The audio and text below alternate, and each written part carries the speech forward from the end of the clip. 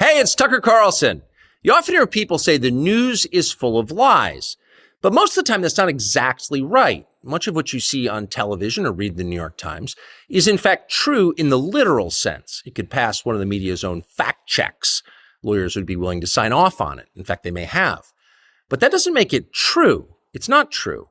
At the most basic level, the news you consume is a lie of the stealthiest and most insidious kind. Facts have been withheld on purpose, along with proportion and perspective. You are being manipulated. How does that work? Let's see.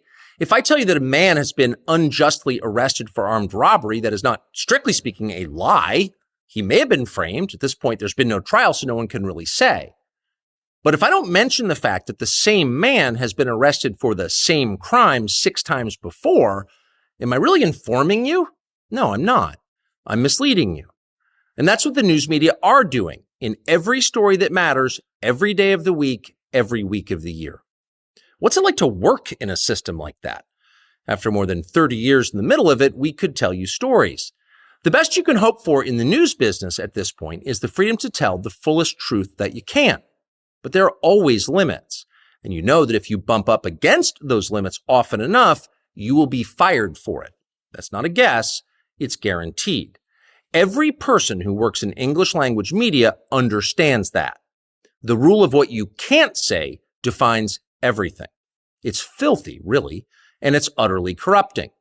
You can't have a free society if people aren't allowed to say what they think is true. Speech is the fundamental prerequisite for democracy. That's why it's enshrined in the first of our constitutional amendments.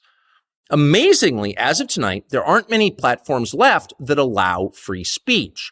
The last big one remaining in the world, the only one, is Twitter, where we are now. Twitter has long served as the place where our national conversation incubates and develops. Twitter is not a partisan site. Everybody's allowed here, and we think that's a good thing. And yet, for the most part, the news that you see analyzed on Twitter comes from media organizations that are themselves thinly disguised propaganda outlets.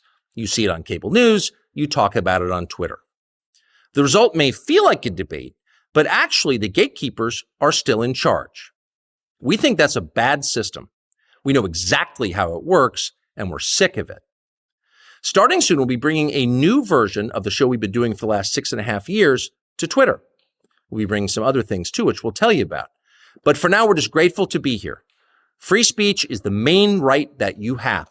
Without it, you have no others. See you soon.